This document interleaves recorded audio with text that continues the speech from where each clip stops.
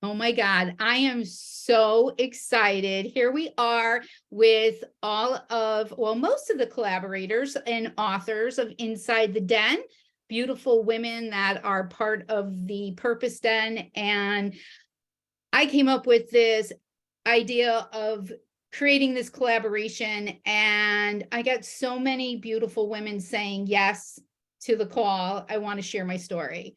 So what we're doing today is we're going to have the authors share a little bit about their story and the reason why they're part of the Den.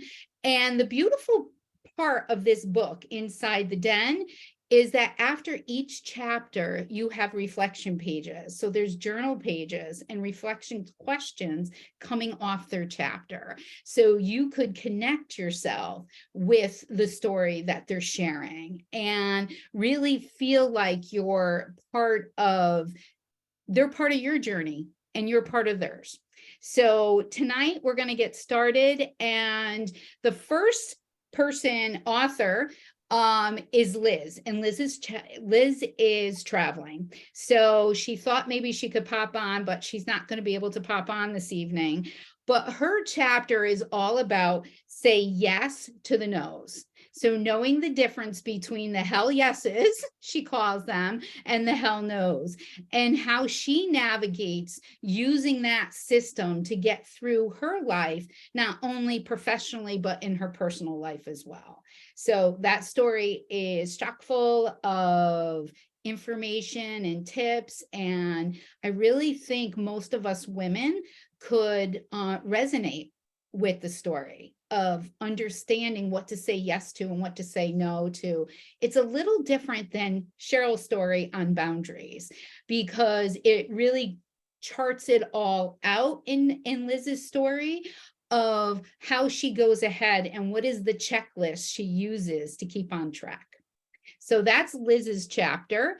And the next chapter of the book is Christine.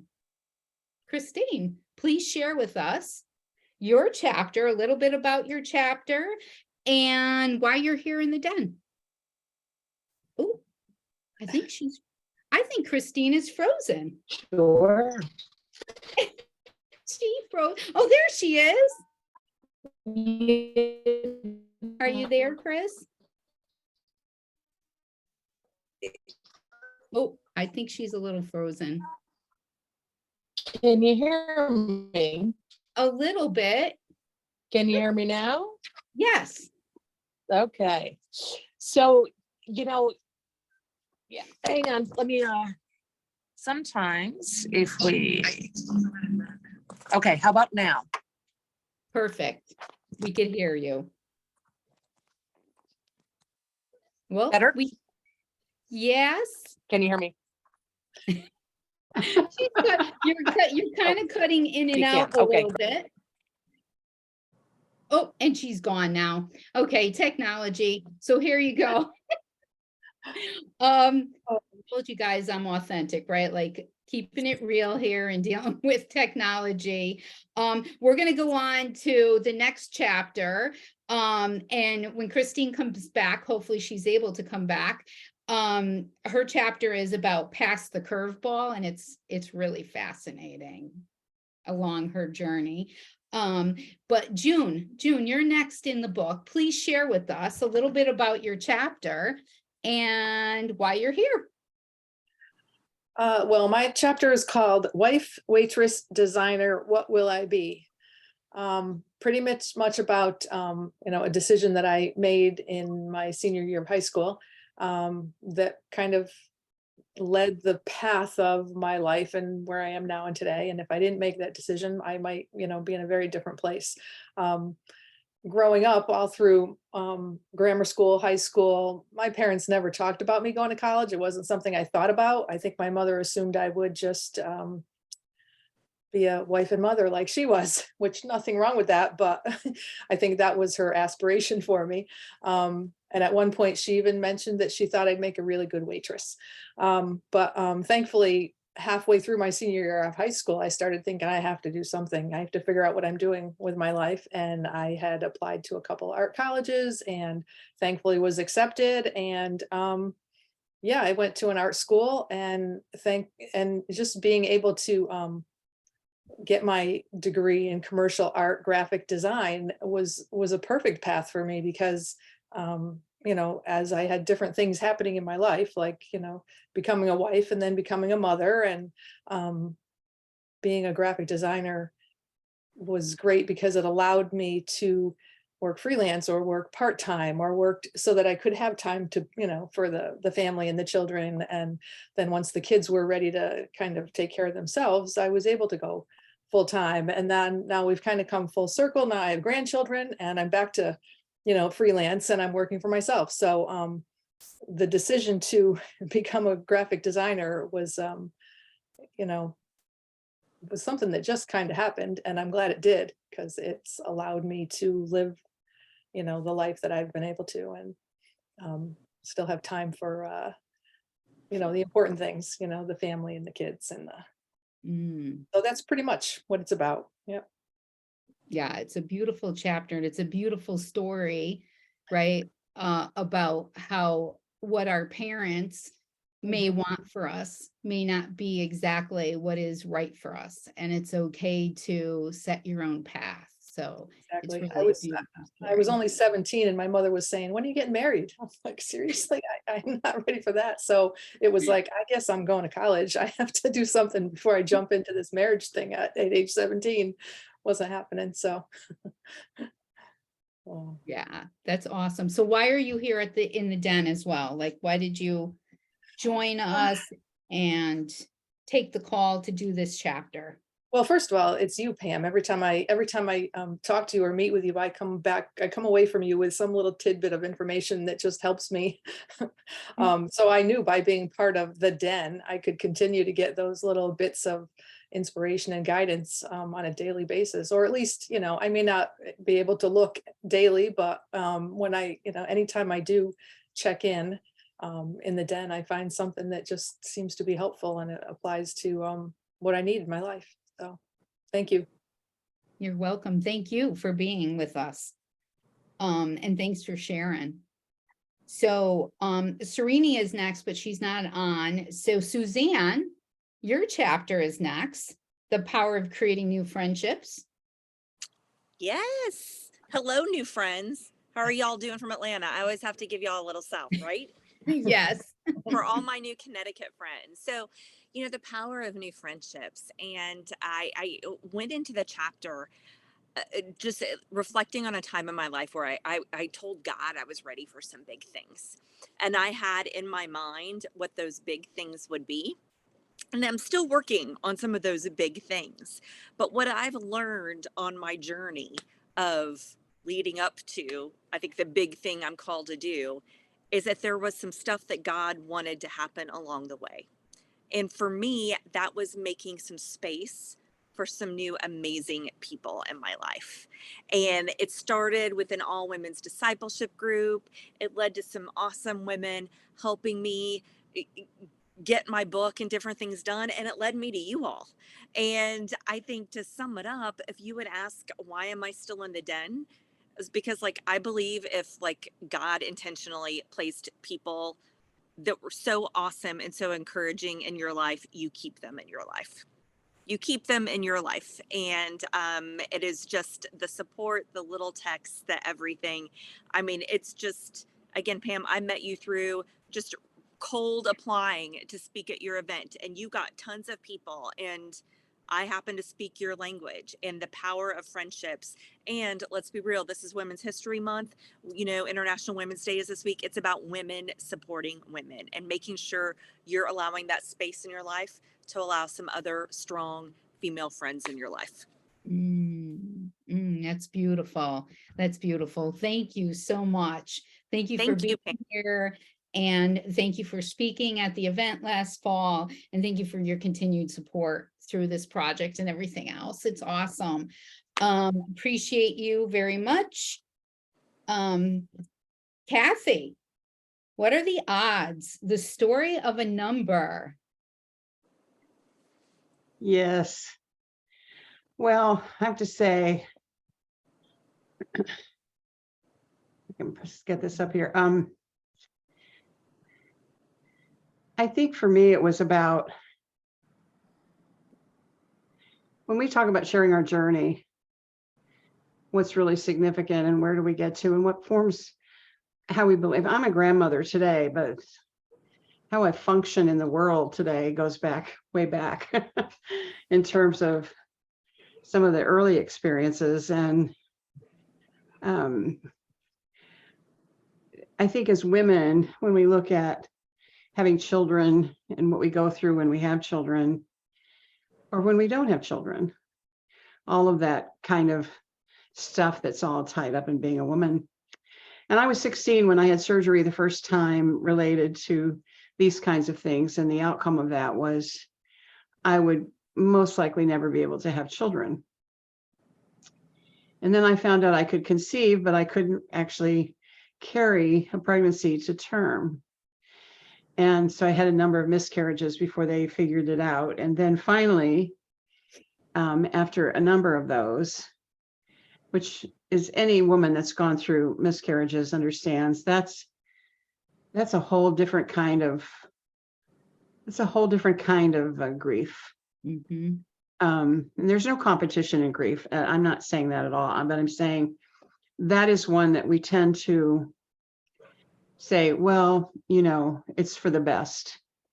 And we tend to not say helpful things Mm. to women that are going through that. But I finally had a doctor that said, maybe you could carry to term and we think there's something we can do to help you. And they did. And I made it all the way up to 6 months. And so we were breaking out the non-alcoholic champagne and happy that we were going to have a child. And then at 7 months, 27 weeks, she decided to make an early appearance. So she weighed 2 pounds, 5 ounces when she was born. She was 6 weeks old before I held her because I was in a hospital across town from her. And what I learned during that time is there's always another number. They say there's a 90% chance she's not, the term mortality is 90% chance she's not going to make it. That means there's a 10% chance she will. Choose your number. When you choose the number, you choose an energy, it's something that happens inside of you. It doesn't mean it always comes out that way. Don't get me wrong.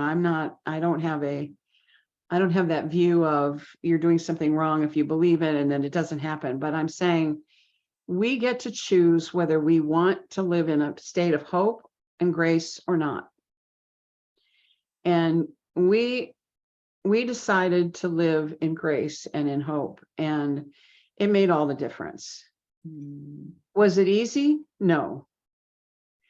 But I think it was less hard because we had that glimmer there always that it was worth it. She was worth it. She was worth believing in, that little 2-pound baby that had, all kinds of tubes and all kinds of things going on. But when she was 6 weeks old and I was finally well enough to see her and could travel across town to the hospital where she was, and I held my daughter for the first time, I think it's the first time I really believed in prayer at my core and started to really truly believe in miracles. And I have a thing that I say every time I think I need a miracle, I remember my daughter and realize I already have one. So I don't need any further proof that they're out there, that they exist. But we always have that choice when we're faced with something. There's always another number. All these years later, she's in her 40s. So all these years later, I'm an analyst at heart. I fell in love with the idea of challenging the story of numbers. And it goes all the way back to those days of saying, choose your number. There's a story in every number. And you get to choose the story you want to tell with your numbers and what you want to do with it. I've had plenty of times that the number I championed didn't turn out to be the number, but I don't regret championing the number that was hopeful, because I think that's that's what we're meant to do. I think that's what we're meant to do in faith, and being able to say, I'm going to live in that approach, and taking that approach to life. And as far as, so I just share the story of those days, of that time in my life when we were there. And, she had a brain hemorrhage. She had hemorrhages in both of her eyes. She was supposed to not be able to walk. Well, first she was not supposed to live. Then she was not supposed to walk. Then she was supposed to be blind. She was supposed to have severe learning disabilities. Well, she lived. She lives in Alaska and regularly climbs mountains. She's a diver, and she dives in the oceans. She was a precision dancer in high school, and she had a 4.0 in college. Now, could it have been a different story? Yeah, but that's the story. That's the story. And I think it's important to remember that those stories are real too. Mhm. And those stories happen too. We need more hopeful stories. We need them for ourselves, and we need them for others. So, we can do hard things, ladies, we can. And when we come out the other side of them, it's amazing how humbling they are. Because it's never about us. It's always about the team and the community and the tribe that got us there. When Lauren was 10 months old, she was 10 months old. We were in Colorado with her half brother and sister on a skiing trip. We finally decided to take them on something fun. And she was staying with my parents, and she just stood up and walked across the room from my mom to my dad, where my dad was sitting. She just stood and walked across the room. And my mom said it took him a minute to even realize what had just happened. She didn't stumble and fall. She just got up and walked. And that's what she was supposed to do. And that's kind of the way this has been. That's kind of the way this journey has been of just constant surprises and miracles. But what we did, Texas Children's Hospital, which was just a true gift for us here.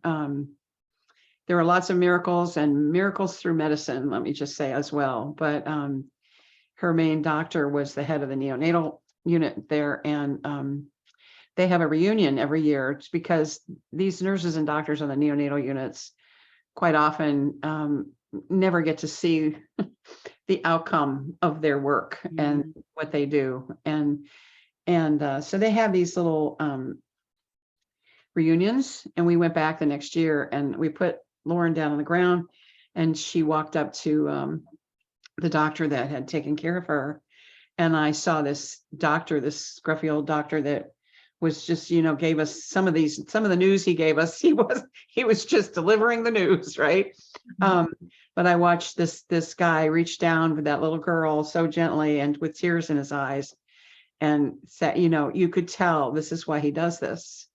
And so it's really special for us to see that. But the moral of the story is, choose your number, choose a story that you want to tell, and then tell that story. That's beautiful. And as far as why I'm in the den, well, first, Pam, you're going to hear that a lot, because she does have that magnetic way of pulling you in. But I think what it is about Pam that emanates through the whole group is, you're safe here. And I think there's so many times as women going through life, we just need that haven to go say, it's kind of rough right now. Can I just hang here for a little bit? You maybe not even want to talk about it. You just need to hang somewhere and be encouraged and be amongst women that have your heart and have your back all at the same time. And so I've been around, I think, since the beginning, and Yes. and that's what it's always been. And so I watch new people come in. It's really amazing how quickly have you ever been like, you've gone to join something and you feel like, well, you guys are all Northeasterners. This is like native to you. Like, you got to live somewhere 20 years to be a regular, right?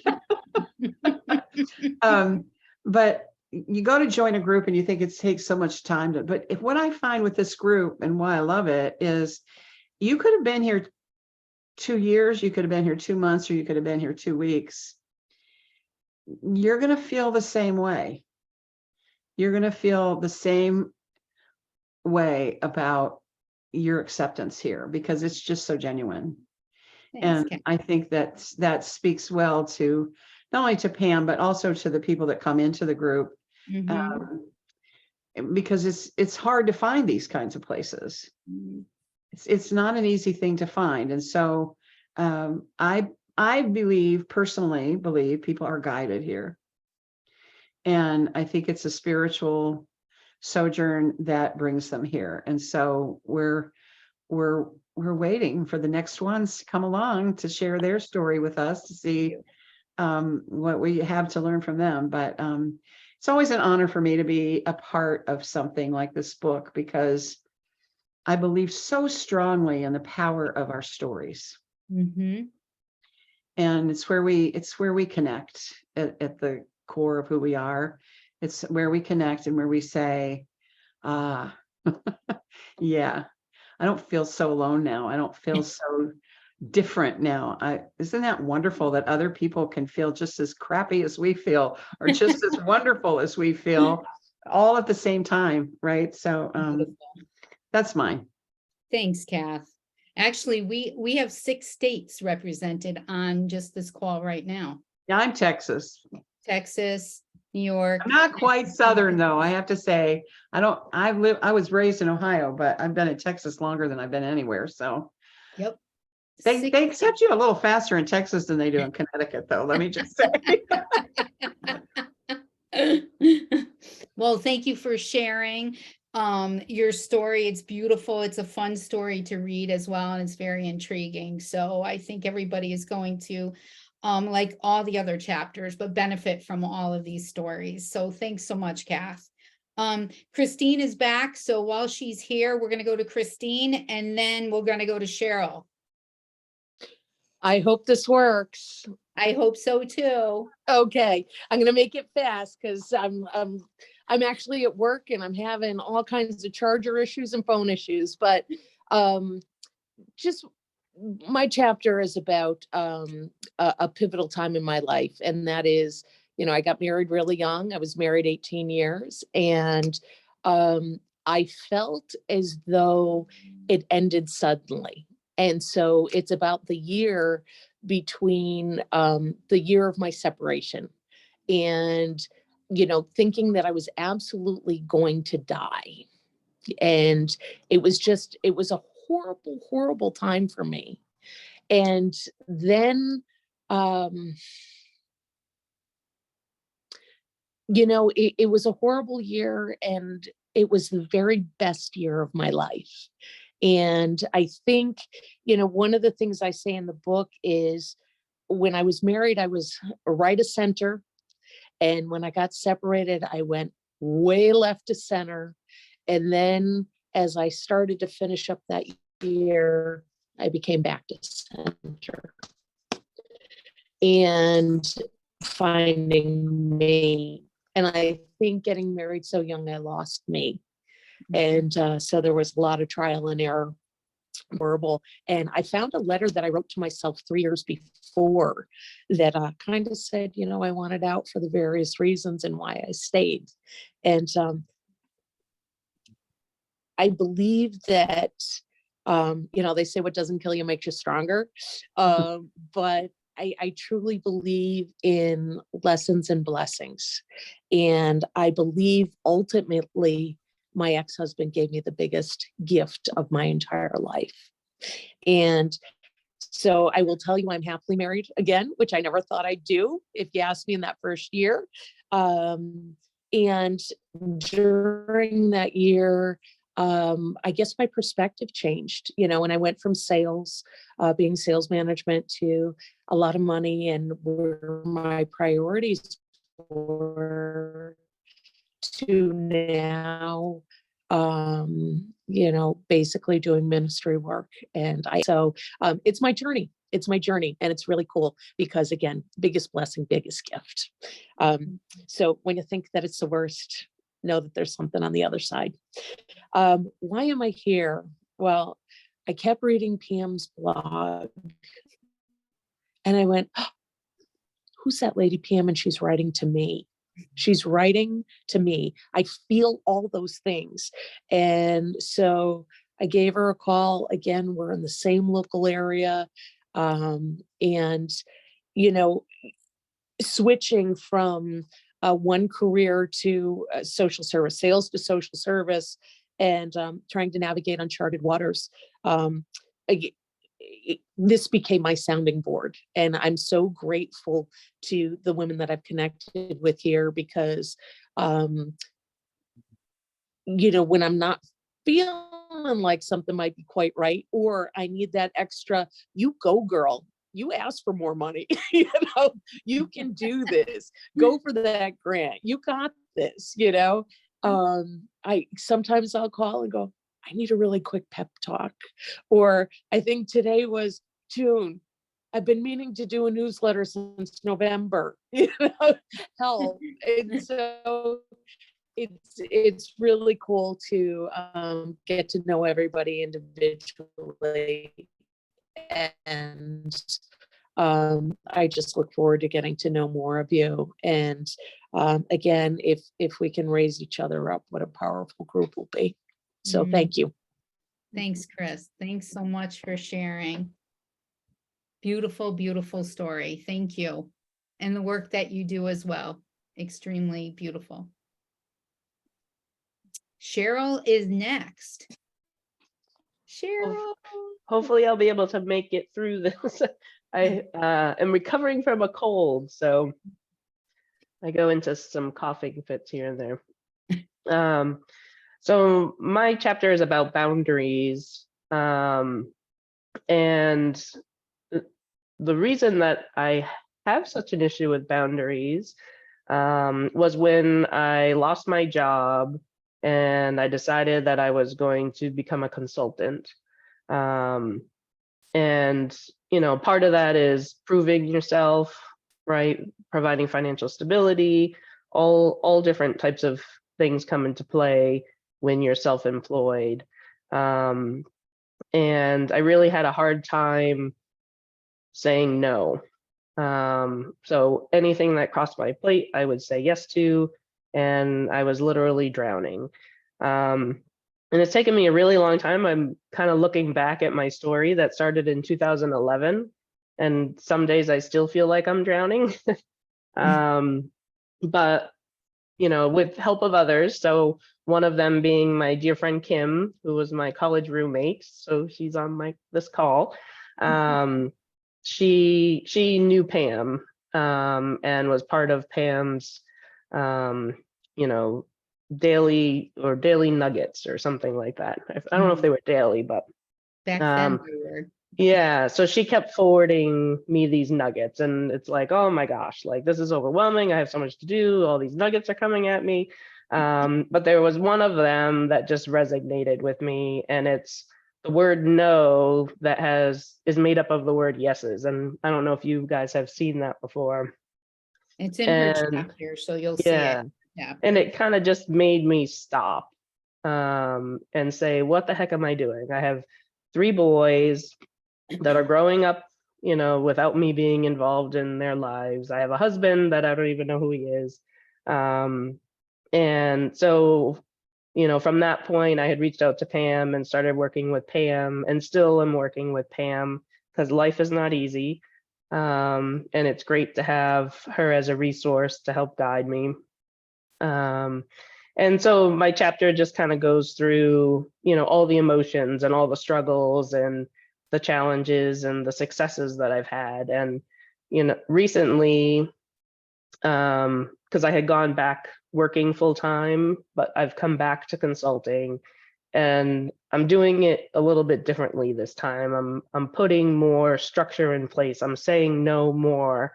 I'm defining more of what I want to do versus what I have to do. So that's kind of the gist of my story. And the reason that I'm in the den is because Pam forced me to be in the den.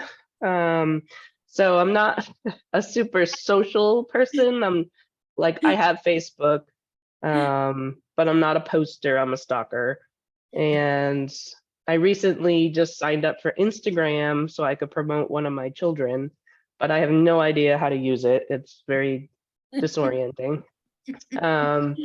But you know, I was pretty hesitant coming into the den. Right? Like, do I need to get on my soapbox? Do I need to like cry over different things? But I found that it's super welcoming, kind of as Kathy had said, right? Like you get to be yourself, you get to be who you are, and you're learning from everybody else's experiences so that you don't feel like you're the only person who has these struggles. So although I can't always make the meetings, I do my best to try to get in there, because it really does help and give you a place and a purpose. So thank you. Thank you, Cheryl. It rounds out the package, right? Like from individual work that we do together and then coming in as the community. That's why I forced her into coming because I thought the positivity was and the affirmation and the encouragement was going to help elevate even more because we do need our tribe, right? We do Right. need people around us to lift us up. So I'm so glad you said yes. Only to Beautiful. the right things, right? That's right. Thank you for sharing. Thank you. Thank you. Kim, you're next.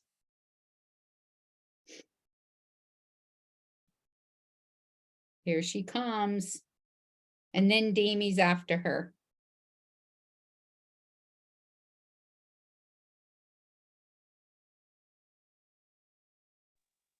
Sorry about that. I'm all thumbs on the phone. I'm 100% reliant on the iPad for these meetings, but I could not access our meeting with my iPad this evening. So the title of my chapter is Children Pick Their Parents for the Lessons that They Learn in Life. And the chapter opens by just saying I had heard that a few times and it really, it didn't resonate with me. I'm like, okay, that's just a bunch of mumbo jumbo. Someone's on their soapbox and this is what they believe. And then as events in my life started to unfold, I started to realize that there are no truer words in my stories than me picking my mom. When I was a little girl, I was born in 1973. My dad was diagnosed with lung cancer in 1976, and he passed in 1980, leaving my very young mother with 3 small children. I was 6, and my brother and sister twins were 5. And life wasn't pretty. Mom did her best to make sure we had the best of everything. We never went hungry. We never went out clothing. We never went without the most important thing, which was love. But as I got older and I started to plan my 5-year plan, you know, Cheryl referenced we were college roommates. We graduated from Bryant College, became my obsession to have the perfect 5-year plan. Well, let me tell you, nothing ever goes according to your 5-year plan. So as Kathy mentioned, as Christine mentioned, I was married 18 years and my ex-husband decided he wanted an entirely different life. And when I say it all but broke me, it all but broke me. And I am thankful every day for friends like Cheryl and like Pam who held my hand and made sure I got to a better place and on the other side of that. And as I did that, the things that happened to me and the strength that I drew came from examples that my mother showed me. Not sit down, Kim, I'm going to teach you a lesson, but just by watching how she persevered and navigated through some of the most difficult challenges that she faced as a single mom with 3 small children in the 80s with no marketable skills. So my aha moment was the night I was trying to make money appear in the account that wasn't there and I couldn't finagle it. And I basically just sat back in exasperation and it dawned on me that my mother did a hell of a lot more with a hell of a lot less times 3 children, and that I had absolutely no business feeling sorry for myself the way that I had been feeling. So I put my big girl panties on, and I think that that was likely the night that the ship started turning. And it was a long road back to myself. I am still working on getting back to myself. But I feel that that story that I shared is kind of like the guiding force in my life. And every time there's a challenge, I ground myself by remembering I made that choice and my mother showed me. I just have to be open to seeing it and remembering the lessons that she showed me all those years ago. Even now in her 80s, as she still shows me lessons about humility and you know, how to be kind to people and not to let the things in life that go wrong with us, our bodies, our emotions, our relationships, you know, make us veer from the path that we're intended to live. It's a beautiful story.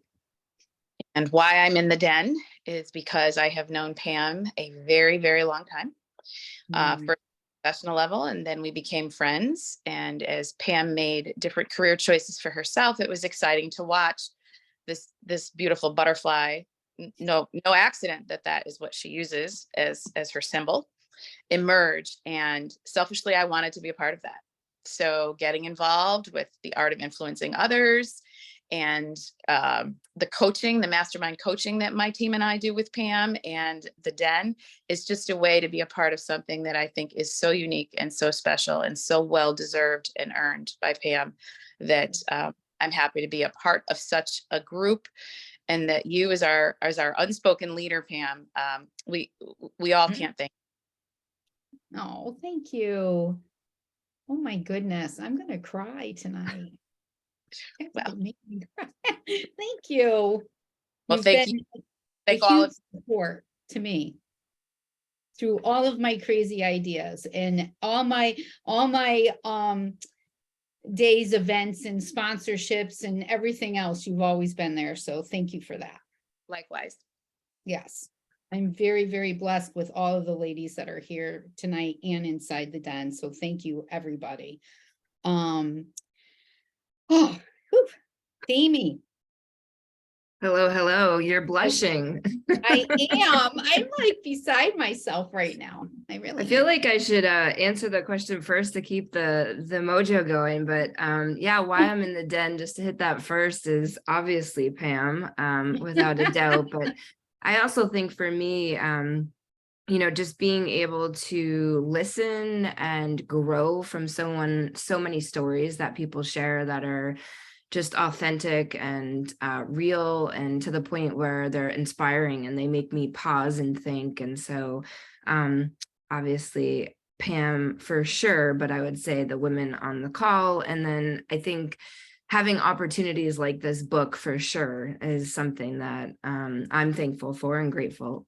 And so with that, so my story is Please Pass the Grey Poupon.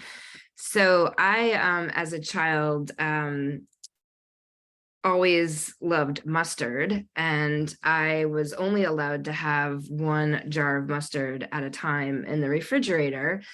And I struggled with the fact that there were just so many different kinds of mustard, and you know, I couldn't understand why my father would not let us have a spicy mustard and a golden mustard and yellow mustard open at the same time, because they tasted different on, you know, hamburger versus hot dog versus a pretzel.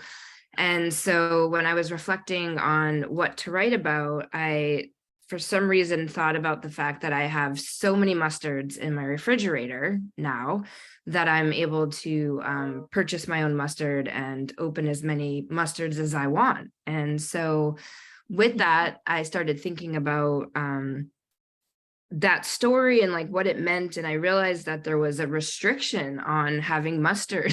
And it sounded silly, but I started like reflecting on this, and I realized that there were many things in my life where I was restricted. And I think that restriction ended up having an opposite effect of where I just wanted more. I wanted like multiple things. And like, if I collected one thing, I collected 100 things. And if I wanted to go out at night, you know, living in New York City, I had to stay for one more song. And if I was out with friends, I wanted to stay for, you know, one more story. And so my story or chapter is really dedicated to how this restriction played on me in a way that made me, I think, want more.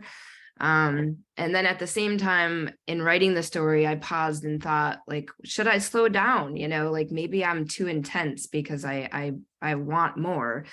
And then I realized that the authentic me is intense. Like she is intense. And I don't know if I want to change that. So I think at the end of the story, I just sort of came up with this, yeah, there was restriction and that drove me to want more and just I don't know, just take it all in. And so I think when I asked myself, you know, should you slow down or should you pause or should you be less intense? I think there's something there that says embrace who you are and go with it and buy another mustard. Such a beautiful story. I love it. I Thank love you. it.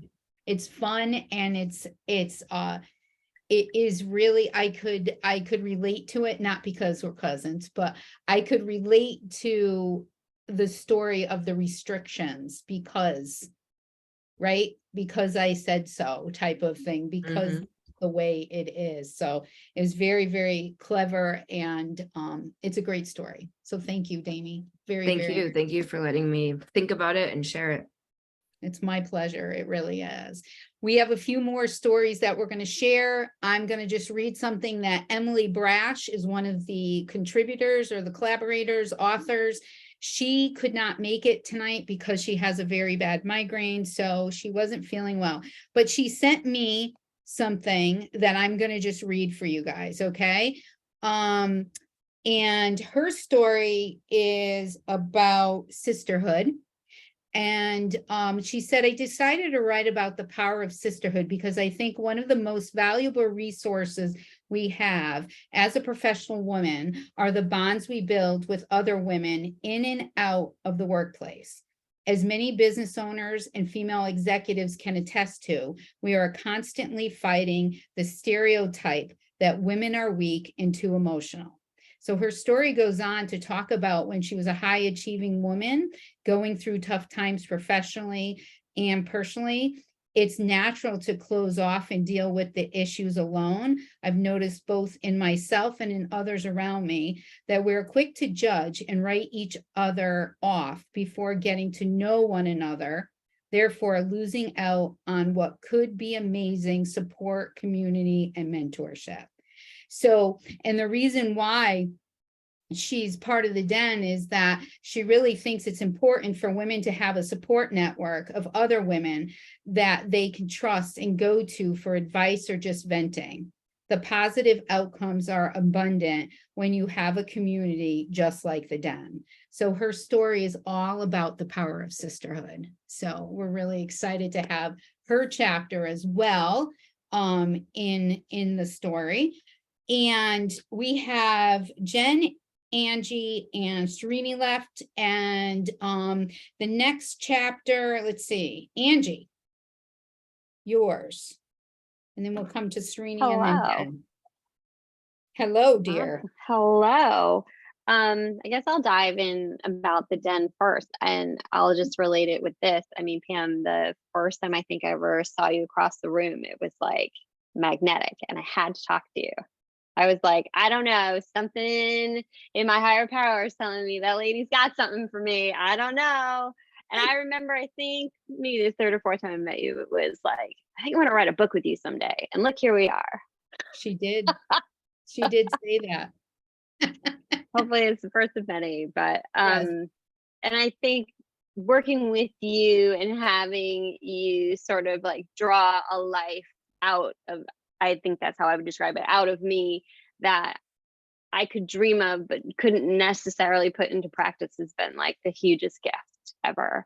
And I love that the Den is an extension of that practice that you do for all of us. And so if anyone out there is listening and it's not in the Den, get your bum in the Den. You don't want to miss out on Pam. You're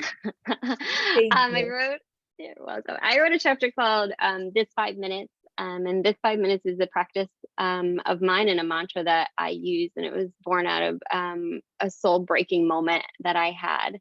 I was married to an addict alcoholic and our lives were below rock bottom, I guess, if that's really the point we're going to be at. And I couldn't bear to carry the weight of anything any longer emotionally.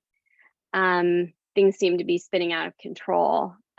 despite the practice of therapy and pushing for his recovery, with the classic mistake of thinking I could fix him, save him, change him. This 5 minutes became, don't get too far ahead of myself. Don't stay too far behind myself, that you're missing this big, beautiful world that's happening right in front of you. This 5 minutes was something I needed to lean on as I was triggered and became awake and aware to I am being triggered. And these triggers started long before I was married to this addict. These are from my youth and how I was hardwired. And this 5 minutes helped me stay in those triggers and lean in, and it helped me learn. And it really became this sort of chant and a mantra in my head, like this 5 minutes, as all of these things were happening. So the chapter sort of takes you through that process of what that looks like, that trigger, that lean, that learn, that grow, that we do. And that is what I'll be bringing to the. It's a beautiful story that you share. And I think that was one of the things that attracted us to each other as well, right? Sharing that same background in being married to addicts. And it was magical when we first met. It's a special kind of bond that we have when you have an addict alcoholic as a life partner or spouse, and sharing children with that person, and it creates a space that's you can't breathe in anymore. It's not sustainable. So meeting you, Pam, was a great breath of fresh air, just at the right time in my life. Thank you. You're welcome. Oh, it's beautiful. Thank you again. Saran, it's so good to have you. So my chapter is about my journey through introversion and coming to the realization that being quiet isn't all that bad, even though there's a whole world out there who really can't stop talking sometimes. And that's the title of Susan Cain's book, which I fell in love with, but I always knew that I was different, that I craved quiet spaces. I didn't like large groups. I knew my limits, and I knew that being around people, I've had enough at certain times. So it wasn't until I was in a professional role where we, as part of a leadership training program, we took the MBTI personality test. And then the facilitator made us line up in 2 different lines based on our scores. And so I obviously was in the introvert line, and I was the very last person in the line. So I was really an off the chart introvert. But I'm actually really thankful that I had that opportunity, because I think I struggled a lot, not only in my personal life, but in my professional life, just coming to know who I was and how I thought and how I interacted with people. So since that time, I've been on a journey. I've learned as much as I could.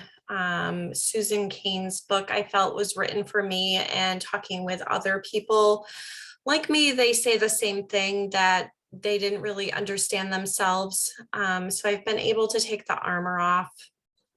I've been able to show up with my superpowers. And to me, that's being curious, asking questions, being a deep thinker, planning out. But I often still struggle. So yeah, as an example, if I'm in a meeting, there's a lot going on in my head, and sometimes I just can't get that out into words, but I have the ideas. I have really good ideas. And I think because I'm such an internal person, that I have a lot of creativity, and I can see things a little differently because I've thought through it a lot rather than just reacting to it. But I don't think people still understand that. So sometimes people just don't understand me, but those that do are very welcome into my circle. I have very strong friendships, not a lot. My circle is small, but they count on me for advice.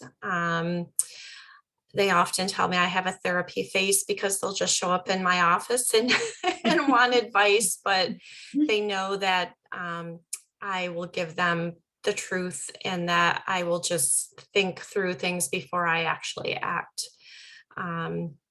So it's a journey, and I think that's what my chapter talks about. Is it's, you know, the light bulb went off and I understood who I was, but that wasn't the end. It's, you know, a journey still to this day. And it's a great story because it's interesting. I think it's going to resonate with a lot of people, and they're going to understand it more of what it is to be an introvert. And even though you may be social, it doesn't mean that you're not an introvert. So I really believe that there's a lot of learning. And when you brought that topic up, not just for the book, but another time that you spoke on it on the podcast, it really intrigued me, where I started researching it more myself, because I think it's really interesting to understand the different personality styles. So, Oh, definitely. yeah. So thank you so much for bringing that chapter to the book as well. Everybody's chapter. I just can't wait for you all to read the chapters, not only all the authors, but other people that are watching this, because it is such a wonderful, wonderful project. And it went, a great shout out to Delpha, a great shout out to June for her creativity and designing the cover, and the back, and her insight with the layout, and Delpha with getting everything together and her layout abilities and just doing everything that she's been doing. Reagan did end up doing a sketch for the book. So she has one sketch that is going to be inside the book that she did, which is very exciting. So yes, so that is it for tonight. This is all about Inside the Den. And keep an eye out for the link to purchase the book. And we'll see you next time. Can we broadcast it to friends? Like, can we start broadcasting? Absolutely. Hold on one second. Absolutely. Thank you, everybody.